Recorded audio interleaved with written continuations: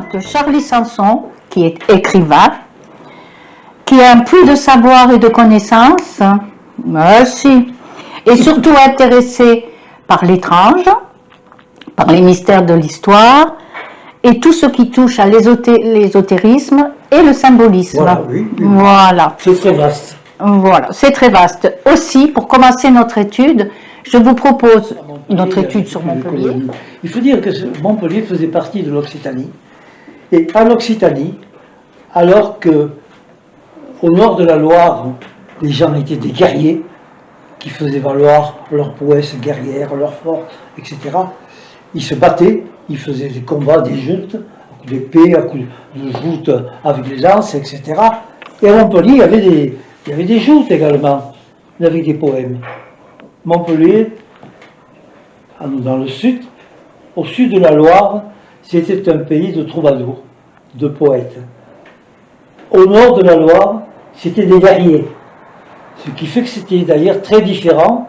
Au nord de la Loire, on parlait une langue, et au sud de la Loire, c'était la langue d'oc. Il y avait la langue d'oï Et la langue. et la langue d'oc. Et c'était des langues très différentes, si bien que quelqu'un qui venait du sud de la Loire et qui allait à Barcelone n'était pas dépaysé, on parlait la même langue. C'était vraiment la langue d'oc. Et on peut voir qu'à ce moment-là, il y avait une différence de civilisation. C'était deux civilisations. Deux civilisations parce qu'en haut, c'était les guerriers. Pour avoir une gloire, il fallait avoir combattu, il fallait avoir fait la guerre, avoir tué, etc. Et du côté de l'Arbonne, dans l'Occitanie, de Carcassonne notamment, il y avait des joutes.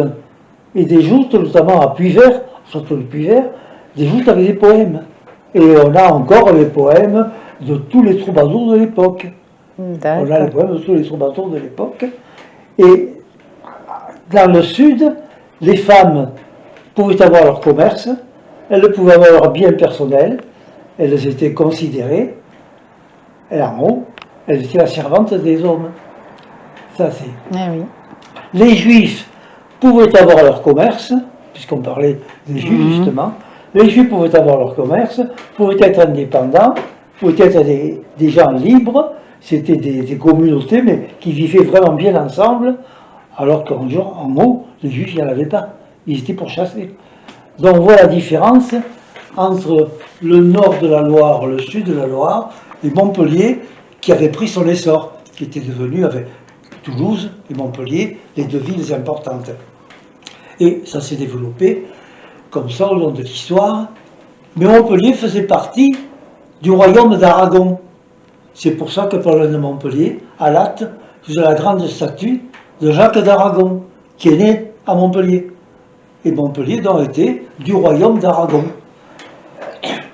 Il n'était pas dans le royaume de France.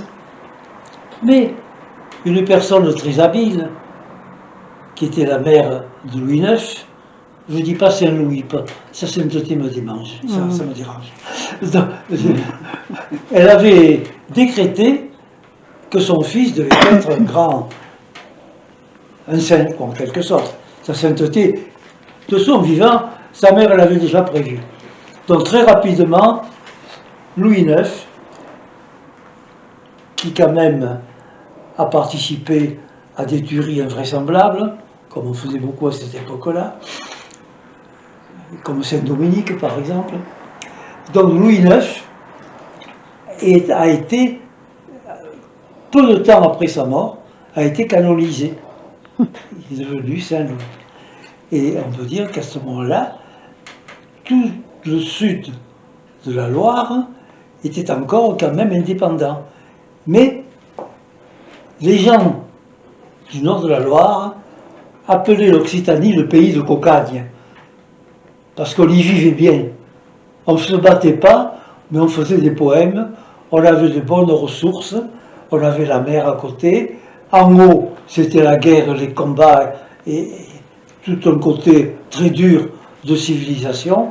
Et ces gens du Nord parlaient du pays de cocagne. Le pays de cocagne, vraiment, où il faisait bon vivre. Alors, ils ont trouvé un moyen pour envahir le pays de Cocagne. Alors, toujours des moyens avec de bonnes raisons. Quand un peuple de guerriers a envie de s'en prendre à un peuple de poètes, c'est un peu comme en 1939, pendant que nous, on avait les congés payés. Ouais, oui. Où on vivait heureux. C'était une qualité. Mais eux, ils avaient pris la force. On n'a pas fait un pli. Et bien l'Occitanie, ça a été pareil. Quand ils ont décidé de descendre, ils ont trouvé qu'il y avait une hérésie, les Cathares, alors que les Cathares étaient quand même c'était des catholiques d'abord, des chrétiens, qui appliquaient la devise de Jésus, la pauvreté. Ils ne comprenaient pas que les prélats se prélassent dans leur baldaquin traînés par des bœufs, alors que le Christ avait marché à pied avec ses disciples. Enfin, on peut en raconter beaucoup là-dessus. Donc, en Occitanie, il y avait une pureté de religion qui avait été créée dans le catholicisme par les Cathares. C'était pas une hérésie, ils allaient plus loin. Ils faisaient vraiment l'application de ce qui avait été enseigné, la pauvreté, etc. Mais là-haut, ils ont décrété, le roi de France, que c'était une hérésie et qu'il fallait défendre le catholicisme. Enfin, il fallait défendre la religion. Et qu'est-ce qu'ils ont fait? En 1207, ils ont envahi l'Occitanie. Et ça a été des bûchers par milliers. Ouais. Parce que les Cathares, on n'allait pas les combattre en leur faisant des raisonnements. Ça ne marchait pas. Alors on les mettait sur des bûchers. Et des bûchers. On parle de Montségur, enfin tout ce côté là-bas. Et c'est comme ça que petit à petit, on a envahi tout ce qui était l'Occitanie. Entre-temps, il y a eu des problèmes de guerre politique avec le royaume d'Aragon. Le roi d'Aragon a été tué. Et les seigneurs du Nord en ont profité pour annexer carrément le Languedoc.